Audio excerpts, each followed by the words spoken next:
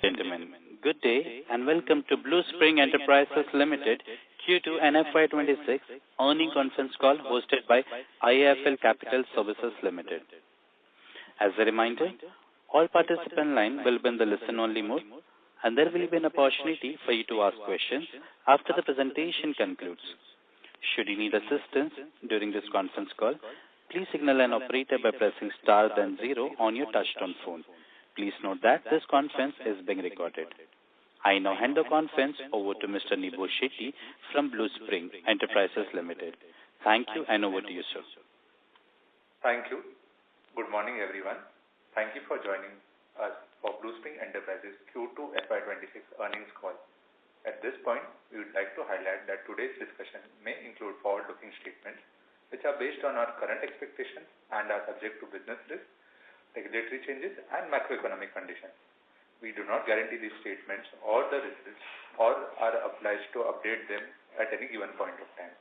These statements should be read in conjunction with the safe harbor clause outlined in slide number 2 of our investor presentation. With that, I hand the call over now to our CEO, Mr. Kamal Parvata, for his opening remarks. Over to you, Kamal. Good morning, everyone, and thank you for joining the call today. Let me begin by sharing some brief context on Bluspring's performance in the second quarter. The overall business environment remained positive, supported by steady economic activity. Indian office real estate saw strong momentum with 16.3 million square feet of net absorption across the top 8 cities, a robust 35% year-on-year growth. Delhi NCR and Bangalore led the quarter, contributing 23% and 21% of the total absorption respectively. Government capex stood at 5.8 lakh crore, an impressive 31% increase year-on-year in H1 FY26. Private sector capex is also showing signs of revival, with fresh investment proposals nearly doubling to 10.55 trillion rupees across approximately 1,800 projects in quarter 2. Additionally, the government's newly notified employment-linked incentive scheme is expected to further encourage formalization of the workforce and industry consolidation, benefiting formal employers like us. Now let's discuss quarter 2 and H1 performance, excluding our investments in Founded. Bluspring recorded quarter 2 revenue of 837 crores, excluding the investments vertical. This represents an increase of 14% year-on-year and 8% quarter-on-quarter. This revenue growth was driven by new sales additions in facility management, security and industrial verticals, seasonal improvement in food business as education institutes opened up in quarter 2, and improvement in overall operational efficiency across businesses. H1 FY26 revenue stood at 1,614 crores, an increase of 14% year-on-year. This growth was broad-based as all the 3 business verticals grew by double-digit on a year-on-year basis. Our revenue base remained diversified across customers and across sectors, with top 30 customers contributing to only 50% of our revenue. Similarly, 8 different sectors each contribute more than 5% of the overall revenue, enabling us to take advantage of multiple growth drivers. Quarter 2 EBITDA is at 29 crores, an increase of 1% year-on-year and 22% quarter-on-quarter. While for H1 26 we recorded an EBITDA of 53 crores, a decline of 5% year-on-year. Flat EBITDA on a year-on-year basis is due to investments in leadership and sales team enhancement. These are strategic investments that will normalize as the business scales up. Indeed, these investments are already yielding results. In H1 FY26, we have already secured 36 new contracts worth 110 crores across facility, maintenance, food and industrial verticals, setting us for growth in the coming quarters. Segment updates, facility and food services. Facility and food services accounts for 60% of the group's revenue. Our housekeeping business serves over 650 customers across 7,000 plus sites, while the food business serves 180k meals every day for India's education institutes and hospital chains. This segment had a solid quarter with quarter 2 revenue of 514 crores, growing 14% year-on-year and 8% quarter-on-quarter. As discussed, quarter-on-quarter revenue growth was driven by new sales additions and education institutions resuming post-vacations in quarter 2, thus increasing food business volume. H1 revenue stood at 990 crores, a growth of 13% year-on-year. New sales have been strong in H1 with contracts worth 37 crores added only in Q2. We saw major tractions in education, government and industrial segments. We also started making inroads into new segments such as sports, with Bluspring serving as an exclusive hospitality partner for the World Para Athletics Championship. Within the education segment, we made entry into off-campus student living space, broadening our growth levers. Looking ahead, we are expecting to start a new central kitchen in Whitefield area within this quarter. This will help us expand our footprint in corporate offices and the GCCs in this region. Moving on to telecom and industrials, this vertical accounts for 19% of our group revenue. The industrial sub-vertical is led by legacy brand Hoffencons with 47 years of experience in operations and maintenance across sectors like ferrous, non-ferrous, power and green industries. The telecom sub-vertical is led by Vedang, a 17-year-old brand that supports network deployment, assurance and tower infrastructure management for major telecom players. Safety in this vertical remains our foremost priority, and I am happy to report that our industrials vertical logged over 13,000 health and safety training hours in H1 FY26. The focus on training has resulted in zero fatalities and lost time injuries in Q2. This segment had a strong quarter with Q2 revenue of 155 crores, growing by 11% year-on-year and 2% quarter-on-quarter. The low growth on a quarter-on-quarter basis is due to lower capital expenditure by telecom majors in Q2, which adversely impacted our telecom business. Growth in industrial sub-vertical continues to be impressive at 10% quarter-on-quarter, powered by new sales additions. Business recorded H1 revenue of 307 crores, growing 15% year-on-year. In industrial sub-segment, we are focusing on transitioning from a manpower provider to a strategic operations partner. This focus has reflected in our sales, where we added 6 major contracts of ACV 40 crores in Q2 alone, covering operations and maintenance of blast furnaces, operation and maintenance of iron ore processing units, and smart meter installations, all being core client operations. Our telecom active infra business is market leader in its current space, hence the focus is on diversifying our revenue streams for this business. To achieve this, the business has made initial forays into solar EPC and satellite communication space. We'll continue to update you on the progress made in subsequent calls. Security business. This vertical accounts for 19% of our revenue. We hold PASARA licenses across 24 states, which enables us to provide scalable and compliant security solutions across India. This segment had an excellent quarter with Q2 revenue of 168 crores, growing by 19% year-on-year and 13% quarter-on-quarter. The growth was driven by headcount addition of over 1,300 in Q2, a 6% quarter-on-quarter increase. This is the highest ever quarterly headcount addition for the security business, and with over 900 open mandates, we expect to have a similar trend in the coming quarter.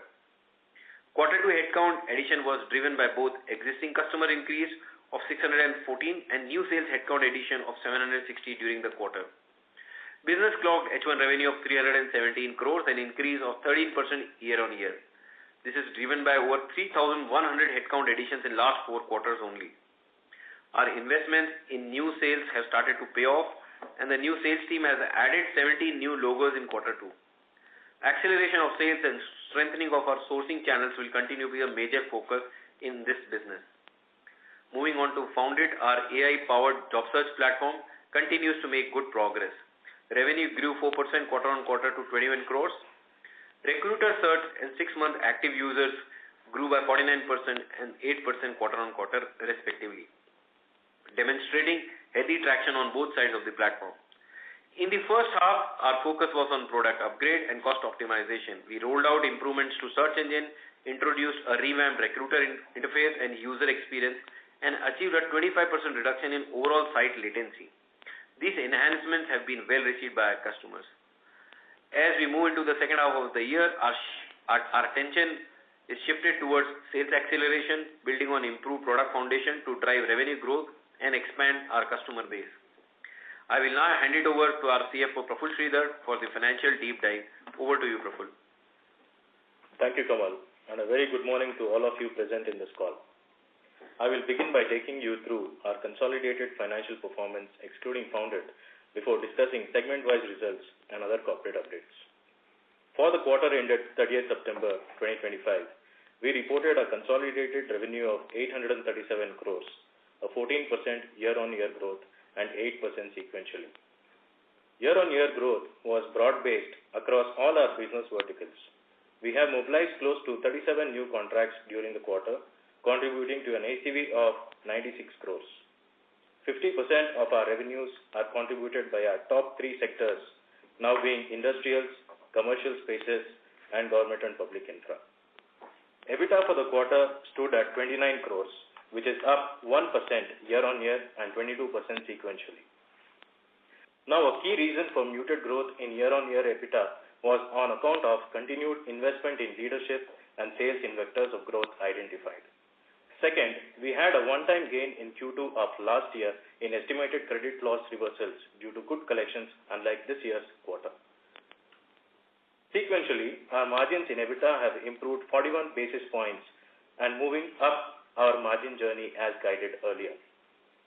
EBITDA to PAT conversion stands at 55%. PAT for the quarter closes at 16 crores, up year-on-year 19% and 38% sequentially. Our effective tax rate is in the range of 14 to 16% at a blended level normally. However, tax rates were much lower for the first half of the year due to non-cash tax credit in due creation of deferred tax asset, thereby reducing the reported effective tax rate. Our DSO currently stands at around 105 days compared to our usual levels of approximately 90 days. The increase is largely attributable to delays arising from novation of contracts, which temporarily impacted billing and collection cycles. As a result, our net debt position, excluding founded, stands today at 136 crores. However, with novations behind us, we are confident of reducing the DSO days and bringing the net debt to sub-100 levels by the year end. Moving now towards segmental performance. Our facilities and food services business continue to be our largest segment, contributing just below 2/3 of our total revenues. This segment recorded a growth of 14% year-on-year and 8% sequentially to 514 crores. The growth was driven by 14 new client additions during the quarter with an annual contract value of 37 crores. As reiterated in our previous quarters, our focus remains firmly on profitable growth. We added new clients across education, commercial, BFSI, and IT sectors. EBITDA for the segment was down 20% year-on-year for the reasons which were already mentioned earlier. This business is operating at 4% margins currently, with economies of scale kicking in from now on, and we are confident that incremental margins will accelerate margin percentages. Our telecom and industrial segment reported a revenue of 155 crores, growing 11% year-on-year and 2% sequentially. Growth in telecom vertical was muted due to temporary pauses in network rollouts that were already planned, while industrial business continued to expand strongly with new client wins in metals, food processing, and power sectors. We have begun repositioning our industrial business towards end-to-end operation and maintenance services, in line with our long-term strategy to move away from traditional manpower supply models and labor arbitrage businesses to O&M activity, end-to-end. EBITDA grew 12% year-on-year and 12% sequentially in this business. Our security services business delivered a robust growth in the quarter, with revenues up by 19% and 13% sequentially to 168 crores. We achieved the highest ever quarterly net headcount addition of around 1,400 man guards. EBITDA improved by 27% year-on-year and 39% sequentially, driven by new contracts at better margins, improved collections leading to lower ECL. Investments in founded revenues for the quarter were 21 crores, up 4% sequentially. A focus during the quarter was on cost optimization, sales acceleration, and product enhancements. I am pleased to report that our quarterly cost base has reduced from 43.5 crores in Q4 of FY25 to a sustainable 33 crores by end of Q2. Following targeted efficiencies measures across people, IT infrastructure, cloud, and office costs. To conclude, the organization has undergone a significant transformation over the past 2 quarters. We have made substantial investments in strategic hiring, IT infrastructure, including SAP public cloud implementations and payroll integrations, which will lead to cost discipline and better reporting. These initiatives are laying a strong foundation for enhanced transparency, data-driven decision-making, organizational agility, and sustainable long-term growth. Thank you again, and now I'll open the floor for any question and answers. Thank you. Thank you very much.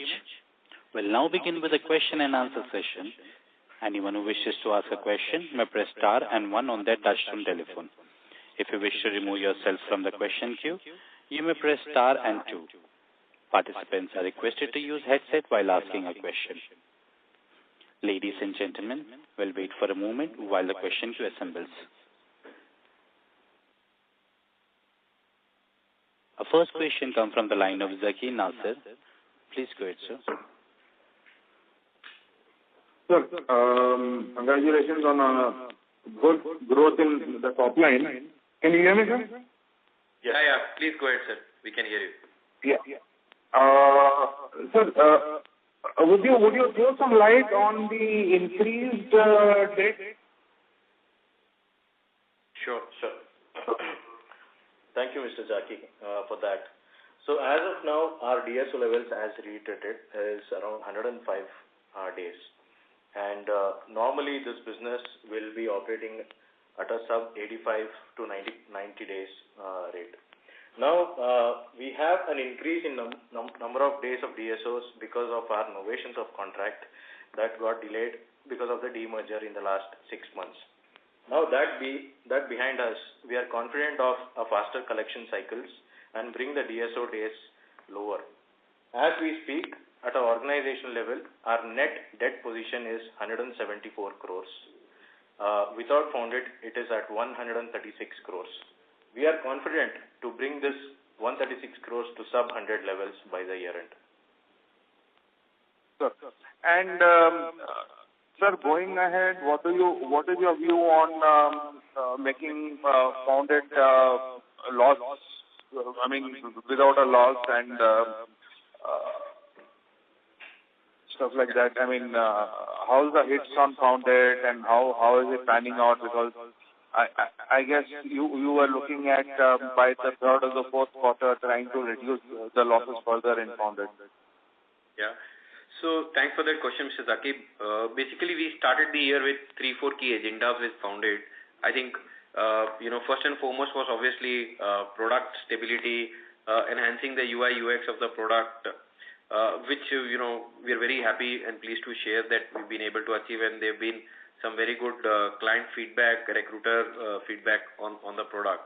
The second one was obviously on the cost optimization. If you recollect, we were hovering around 45 crores a quarter on a cost base till Q4 of last year. Again, this is something as management we've been able to right-size the cost for the present scale of operations and bring it down to almost 30 to 33 crores of cost. So there's been a significant cost reduction that we have done. Third is, putting together a strong leadership team, and we've had a new CBO and a CEO joining us very recently over last 30-35 days in this business. And yeah, of course, last one and the most important one is the sales acceleration, which is topmost priority for founded. So we are very hopeful that Q3 and Q4 performance would be much better than what we've seen, because also the previous 2 quarters time was spent in getting the product right. Now on the back of a solid and stable product, we are hopeful for a good sales revival in the upcoming 2 quarters. Good, sir. Thank you. And sir, would you say the same for the core business of Bluspring, sir? See, the food business has been a very solid. The core business, food with telecom and everything. I mean, the bright side of business. Would you say like founded? You feel it will be better in the last 2 quarters? Would that be the same for the core businesses? See, for all the other businesses, we've had actually a very solid start. If you see Q2 numbers, all the 3 businesses, facility and food, has grown 14% year on year, 514 crores of revenue with stable margins at 4%. Telecom and industrials has grown 11% to 155 crores of revenue, and the margins have moved up from 7.6% to 8.3%. Security also has had a phenomenal quarter. We've added 2,000 plus security guards within the quarter itself. The quarterly performance was 168 crores of revenue, year-on-year 19% growth plus the margins moving up from 2.4% to 3%. Now, this has happened on back of, some very important strategic steps that we have taken, right from the leadership changes to process improvement to digitization. Very happy to share the attendance for the 90,000 plus people that we manage is all digitalized right now. So we've taken all the right steps to improve our margins, and we believe that we'll be able to continue this trajectory. On a full year H1 basis, we've clocked almost 250 crores plus of new sales across these businesses from a ACV standpoint. We're very confident to repeat this performance in the second half of the full year, to have similar growth trajectory in the second half as well for our core businesses. Thank you, sir. And if I may just ask another question, sir, I'll come back to that. What about would you like to throw some light on your telecom business, because that seems to be a unique and interesting business in your bouquet, sir? Sure. So the telecom business, large part of the business, we work with all the four telecom players, where we help them do right from network assessment, network assurance, and the network rollout. Most recently, the 4G, 5G rollout with the entire country experience. We were the largest player in that space to work with all the telecom players. Telecom, as you know, and we've been in this business for almost 20 plus years, and hence have seen many cycles of this business. Right now, last 3 years, this business has seen 30% plus CAGR growth on the revenue side, on the back of large rollout that the country was experiencing. We believe that, at least two large players have done significant rollout and the other two are catching up, which obviously gives us good visibility of the growth for next 2-3 years. But we're also knowing that this business goes through a bit of a cycles, after, let's say, the whole 5G rollout is completed over the next couple of years and the 6G comes in, we're also working on both geographical diversification for this business, and also, as I mentioned in my speech, of business diversification moving towards solar on the telecom towers. So those are some of the opportunities that we are working in very early stages right now. Thank you, sir, and best wishes. Thank you. Thank you, sir. Our next question comes from the line of Costa Bubna from BMSPL Capital. Please go ahead. Yeah, hi. Thanks for taking my question. So, I'd like to really question this margin guidance which you're initially given of it, slowly moving up towards 4-5% EBITDA.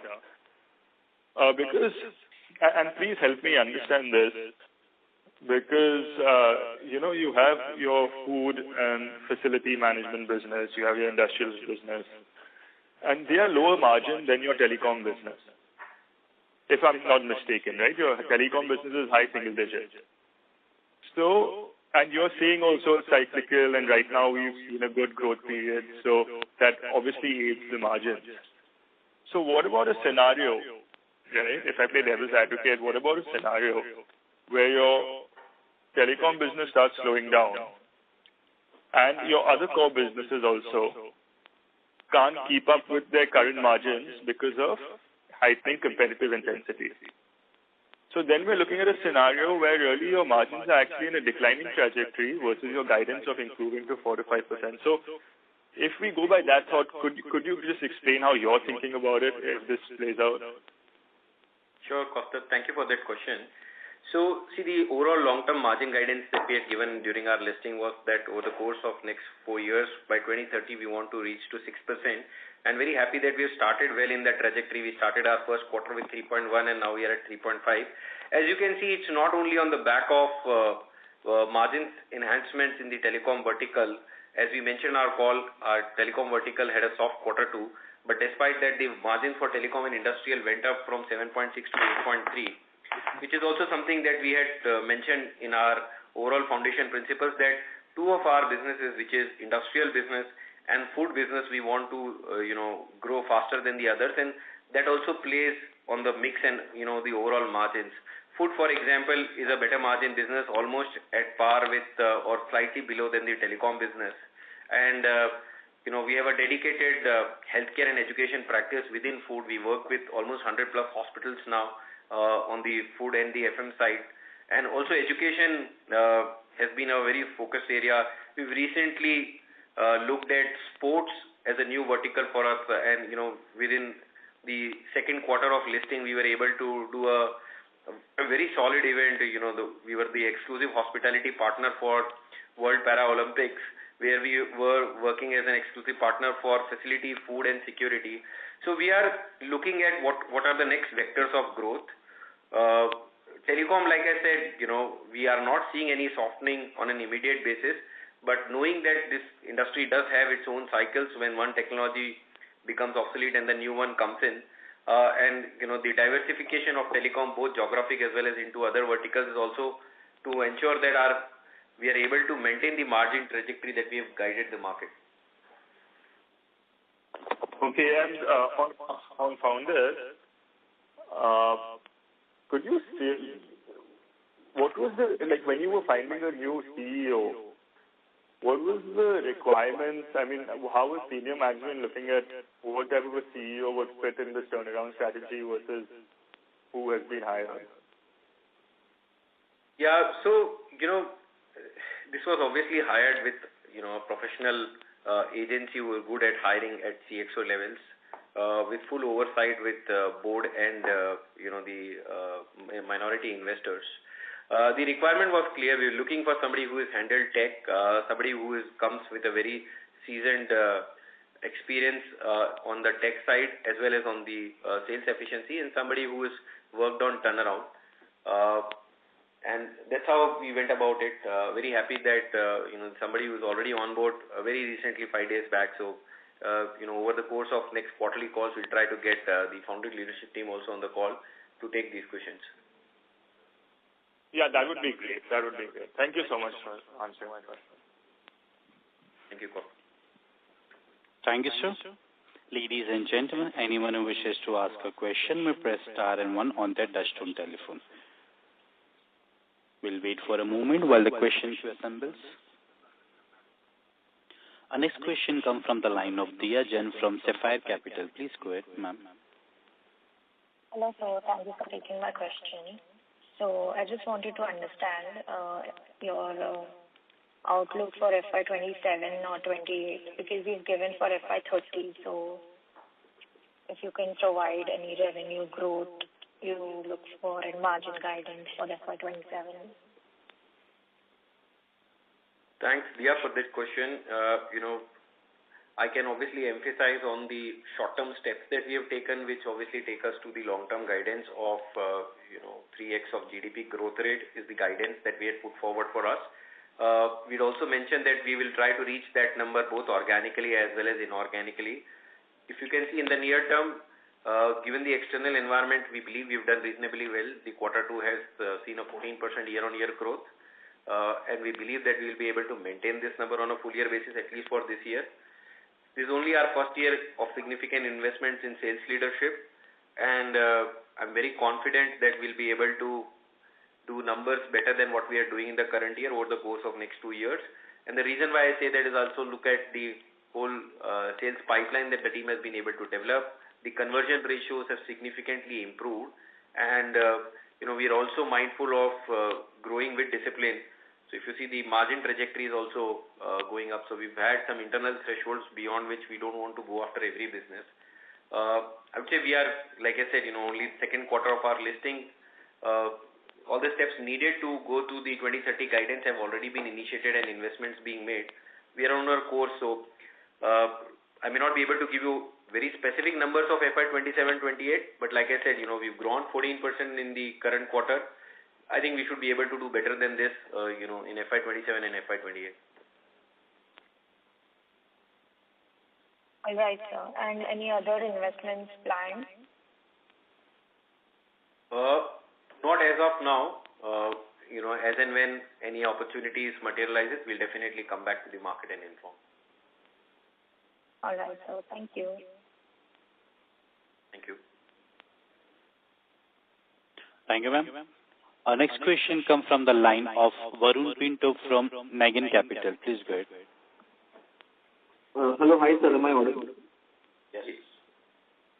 So, sir, my first question is, I'm sorry I missed the beginning of the call. Could you elaborate a little bit on why our margins have fallen and the food business?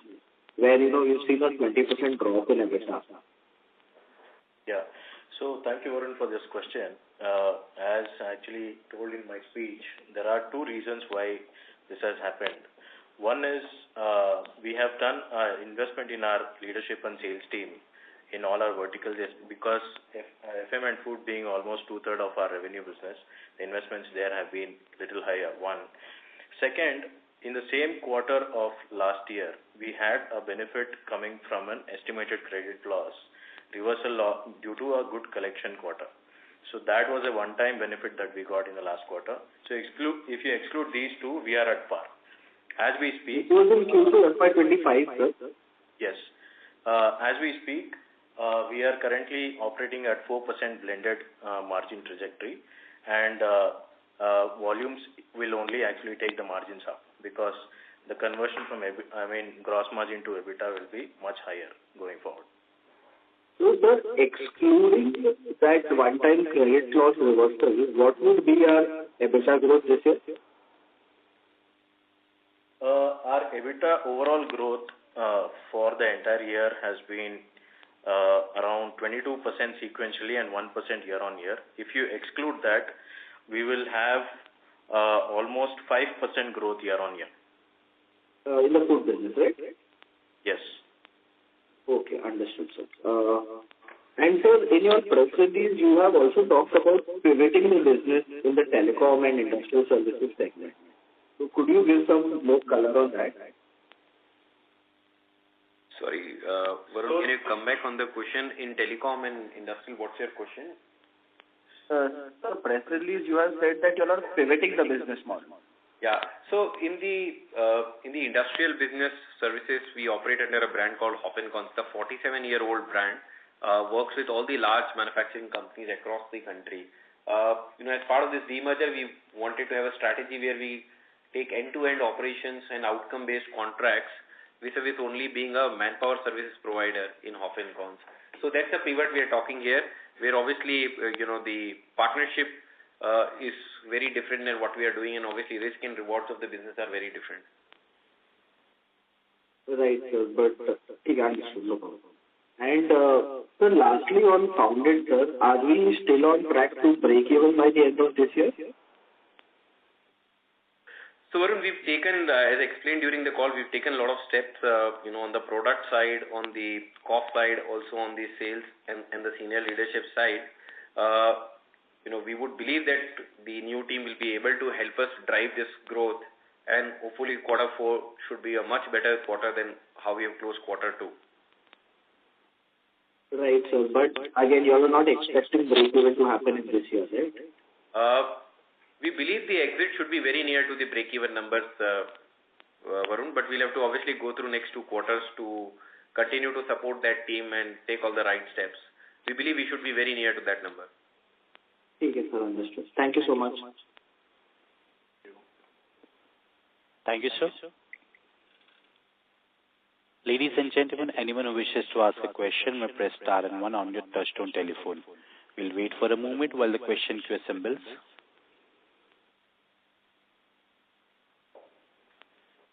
Our next question comes from the line of Gaurav Gupta from Capital Farming Consultant. Please go ahead. Hi, thanks for an opportunity. I hope I am audible. Yes, you are. Go ahead. Yeah. So, looking at your presentation in cash flow statement, it seems that in the first half of this financial year, a large amount has been taken as debt, right? So that means, from an operational point of view, not much cash flow has been generated from operating activities, right? So considering that fact and the growth optimism that we have, how we are looking to fund the growth going forward? Is it debt oriented or how is it? Yeah, Gaurav, thanks for this question. Kamal this side. I'll start and then I'll ask Praful to take it over. You are absolutely right. If you see the cash flow or cash generated from operations is a negative 97 crores. Praful did mention in his speech that the first half of the year, the performance on the cash flow has not been as per the plan. As part of the demerger, we had to go through all our 1,000 plus clients had to be novated to Bluspring from Quest. And these novations have taken a significant amount of time, which has obviously stalled our billing process and has impacted our collection process, which has led to this negative operations. He also mentioned that because of this, our DSO days have gone in excess of 90 days to now close to around 105 days. And that has been a focus area now that the novations are behind us. October has been a significantly better month, vis-a-vis collections of the businesses. And we are confident that we'll be able to bring this debt down to sub-100 levels as explained during the call. From a working capital standpoint, we are very well funded. The banking limits of the company are already in place for us to time this growth optimism, as you mentioned. So the banking limits are very much in place for us to go after the growth that we want to. So related question on this. So by end of this year, financial year FY26, do we envisage that from a cash flow point of view, do we still be in the negative, like operating cash flow from all the activities, business activities that we are doing, that will be still negative, or we do think that it will be some way positive? So Gaurav, Praful here. Thanks for the question. So if you see our balance sheet, our receivables have actually grown up in excess of 25%, while the revenue has grown by only 14%. The gap tells the story about the faster cycle collections have not happened during the first half of this year. So this is what we are going to do in H2 as a priority area, that whatever is actually logged in the market due to our innovation activity, we will actually get these collections and retire at debt levels. As we speak, our debt levels, our guidance was actually 1.5 times of our EBITDA. We are well within the manageable limits of debt. So we are operating at... Praful, sorry, I'm interrupting, but my simple question was, by end of this financial year, which is ongoing, that is second half, right? Do we envisage that whatever pile-up has been there in terms of receivables, that is expected to clear off? Yes. So that's what I was coming to. So I was just building up to that. So as I said, whatever this 100 odd crores that we have not yet collected, that is where the focus area is, and we are confident that our OCF position will at least break even by the next half, at a full year basis, because of faster collections, including growth. So we will have to fund for the growth as well, and we will also have to collect the backlog.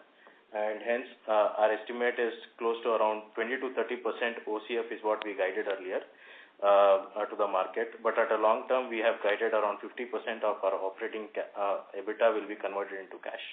So we are confident of at least meeting 20 to 30% of operating cash this year, given that our growth also has to be funded.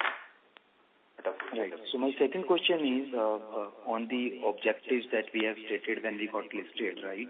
And which is, I think, as a good thing, we are reiterating again and again by our quarterly presentation to the investor community, right? I think we have stated a number on return on equity that is, I think, 20%, and increase in net worth year-on-year basis, I think, 15% that we are envisaging by 2030, right? So while we will travel the path towards 2030, do we have any number in mind which we would like to share with shareholders and analysts, that or on year-on-year basis how the trajectory will be, like by 26, what we can expect in terms of ROE, then 27, 28, 29 onwards, and same on the increase in net worth, and any guidance on that, please?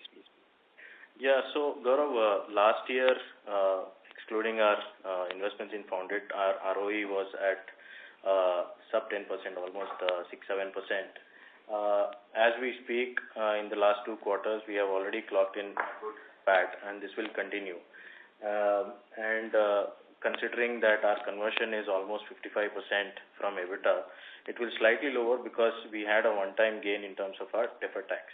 So in terms of ROE, definitely we should be targeting in the next couple of years a double-digit margin. Our mid-level, we have always guided that by 2030 we have to be a 20% ROE company. But if you see any company who have done 14 to 15% is actually doing a decent job, and that is where we will probably reach in the next 3 years.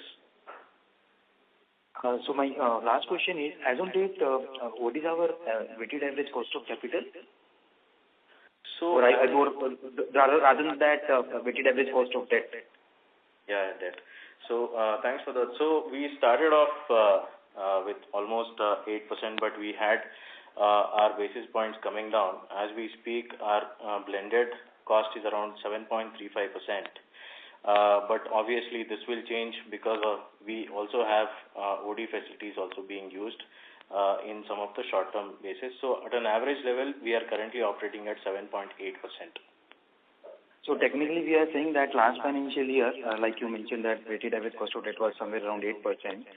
So, return for the debt holder, that is bank, we made money for them rather than making money for the shareholders. So, assuming that 1 year, 2 year down the line, shareholder will start getting relatively better money as compared to the lender to the company. Is that the correct understanding? Gaurav, last year we had obviously no debt. At a net debt. We started this company at a net debt position. If you recap this 4 years back when we were erstwhile Quest, our debt level were peaking at 1,100 crores. And while we demerged these entities, we were mindful of bringing all these 3 companies at least at a net cash position. And we are mindful of taking debt from the bankers and also retiring it. And the trajectory in the last 4 years have been telling this. Thanks. I will come back in queue. Thank you. Thank you, sir. Our next question comes from the line of Costa Bubna from BMSPL Capital. Please go ahead. Yeah, just one more question. How different is your food business from players like Apollo, Sanduri hospitals, etc.? How different it is just to understand? So, Costa, thanks for that question. The food business works across different categories. Hospitals is one category for us. We obviously do, beyond hospitals, we are pretty big in healthcare. We work with some very large universities across the country, universities to the scale and size of 20,000, 30,000 students, hostels that we serve food through cafeterias. We also work with a central kitchen model both in Bangalore and in a couple of cities down south, including Chennai, where we serve meals to a lot of large corporates through the central kitchen. And obviously the recent one that we've just triggered, which is around sports and leisure, where we were the hospitality partner. So we did media and VVIP lounges for the World Paralympics. So, the business is well scattered across different verticals. Hospitals obviously is one large vertical within food, but so is healthcare, central kitchens, industrial catering through our last year advent into acquiring a small food company called Archer. We have now almost 60 crores of revenue coming only from the industrial food, where we work with a lot of large manufacturing companies and take over their kitchens. So it's a very widespread operations for us. Okay, great. Thank you so much. Thank you, sir. Our next question comes from the line of Varun Pinto from Najan Capital. Please go ahead. Hi, sir. I just want to reconfirm that, at the time of demerger, we have given a guidance that we expect food and industrial to grow at about 20% for, the next 1 or 2 years, and the security business to grow at about 15%. So is that still the guidance that we are sticking? Varun, the guidance that we had given was a long-term guidance that we would want these 2 verticals to grow better and higher than other businesses. Also because, these businesses are high-margin businesses as compared to our businesses with lower working capital cycles, and obviously with very tenured leadership that we have in these businesses. So our overall guidance still remains the same, that we want to grow 3x of the GDP growth over the course of next 3 to 4 years. This will be a combination of organic growth that we are doing and pretty much evident from our results for the current quarter. And we'll also be open to look at some strategic value-based acquisitions, for us to grow and reach to the numbers that we've guided the streets. Understood, sir. Thank you. Thank you, sir.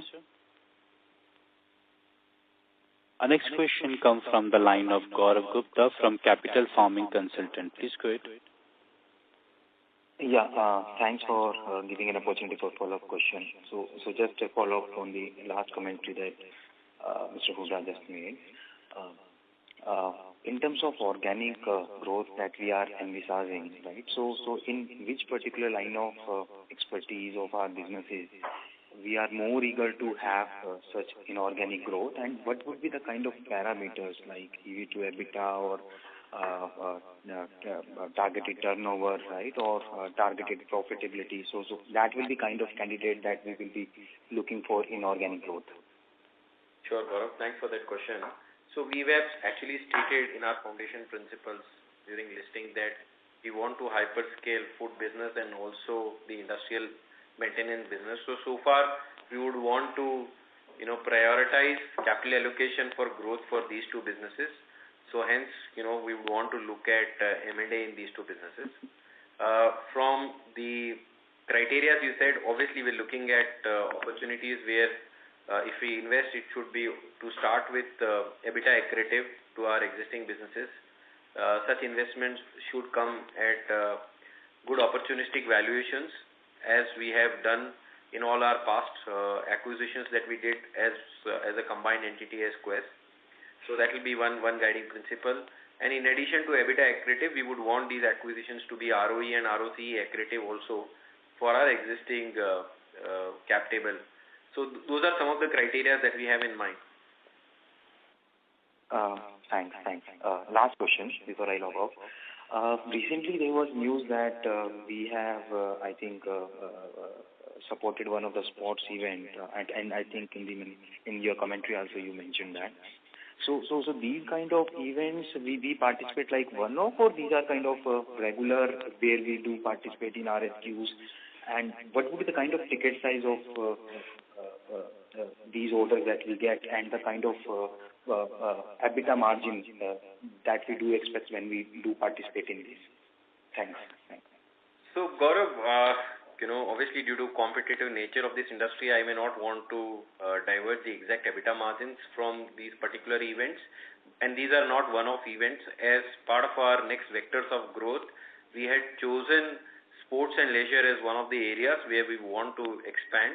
And again, this is in line with our overall foundational principle that we want to hyperscale food business. We believe as a country, sporting events is a very, very large business, and we would want to be a formidable national player to participate on large sporting events.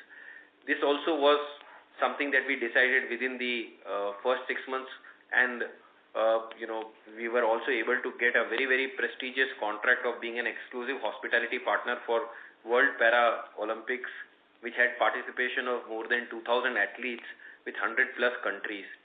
And, we've had some very, very good feedback, though this being our first event.